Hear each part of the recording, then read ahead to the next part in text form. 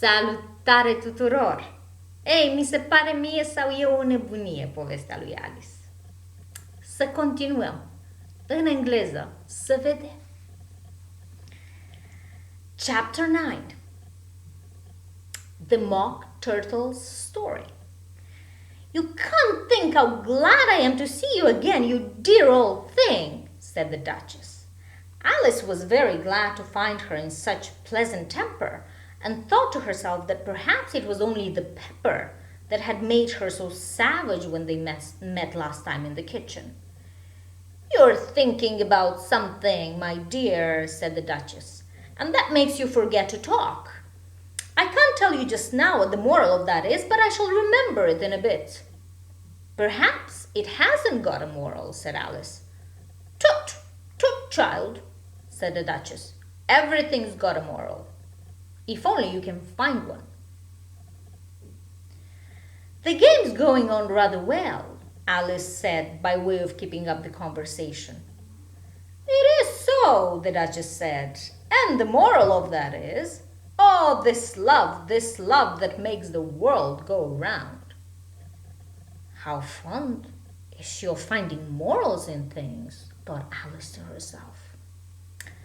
There is a large mastermind near here, and the moral of that is, the more there is of mine, the less there is of yours. Oh, yes, I agree. Yes, it is like this, my child, said the Duchess, interrupting Alice.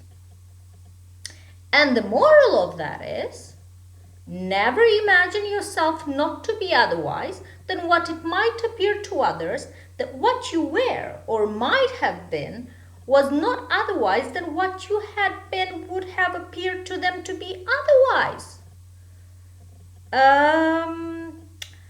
Alice said very politely, I think I should understand that better next time. I make you a present of everything I've said as yet, said the Duchess. A cheap sort of present, thought Alice.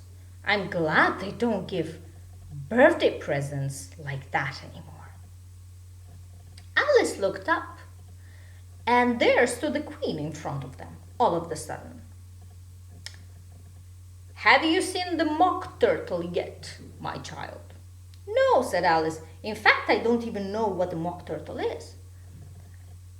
It's the thing Mock Turtle soup is made from, said the Queen. I never saw one or heard one in my life, said Alice. Come on then, said the Queen.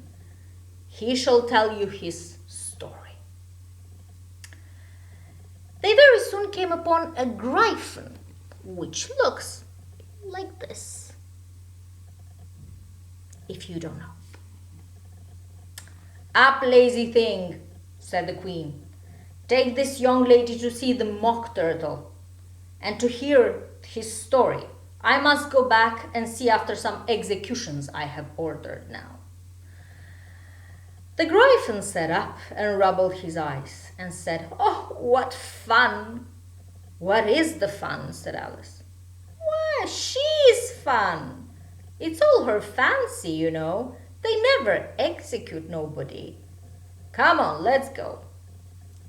They had not gone far before they saw the Mock Turtle in the distance. Alice could hear him sighing as if his heart would break.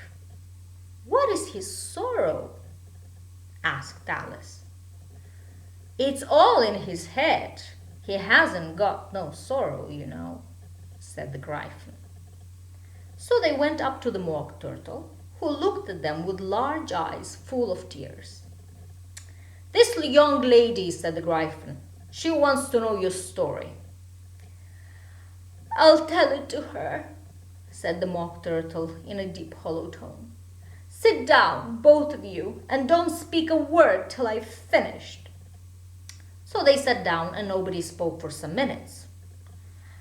Alice thought to herself, I don't see how he can ever finish if he doesn't begin. But she waited patiently.